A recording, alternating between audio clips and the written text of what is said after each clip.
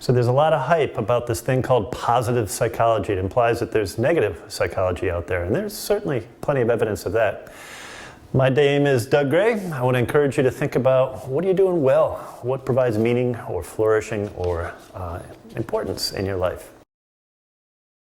Welcome. My name is Doug Gray. We've been talking about the positive psychology model of PERMA, P-E-R-M-A, and the R stands for relationships.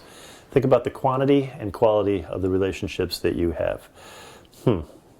This slide depicts some early research from Harry Harlow and others who looked at monkeys, primates at birth, and the imitative behaviors that monkeys without real parents, if they had a choice between a wire monkey or a cloth-covered monkey, even though the wire monkey provided food, what do they prefer? They prefer the cloth monkey. We all need relationships that help us feel good, make us feel good. It's the reason why we seek affirmation. We have friends. So relationships are not only critical from a feedback perspective, but social relationships and social identity theory is one of the critical aspects of positive psychology. I go back to that 3-word phrase, other people matter, OPM. So if you were to do an experiment right now and look deep into the eyes of someone else, leader 1 and leader 2. Leader 1's task is to look deep into the eyes of leader 2 for 7 seconds. And for those 7 seconds, not break eye contact. Leader 2, your job is to look deep into the eyes of leader 1, but not show any facial response or break eye contact. And I said, on your mark, get set, go.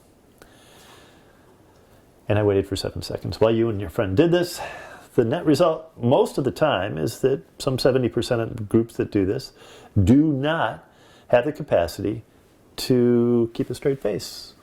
In other words, we break eye contact. Why do we do this? Well, we're not professionally trained actors. What's going on is we've got mirror neurons that imitate the other person. We try to satisfy their facial actions and their expressions, and the net result of that is we make choices with our prefrontal cortex to imitate their behavior. If you were to think about the relationships that you've got now, there's a contagion effect.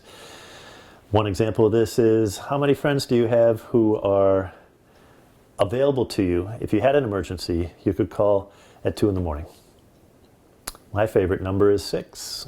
If I have 6 and if you have 6 people you could call in the middle of the night, those people represent the critical relationships in your world. Think of them as your inner circle, your resource team.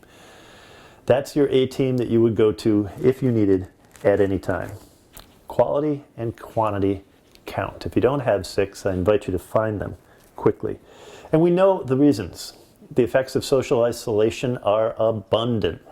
It's not only for old folks. It's not only for millennials. Think about how crowded our cities are becoming and how few people you may know that you could call at 2 in the morning.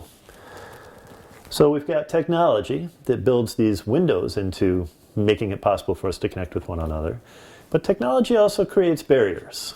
For instance, any social media, pick LinkedIn or Facebook or anything else, that defriends you or prevents you from scheduling a meeting to meet with somebody. What if we use technology openly? For instance, if we created norms, like every Saturday is a digital-free day. Why? So that families can interact with loved ones. What if every dinner table there were no phones at the table? Why? So that people could interact directly without Google correcting the family conversation. Discourse might return. Social interactions would increase. And the net result might be that we'd develop stronger relationships with others.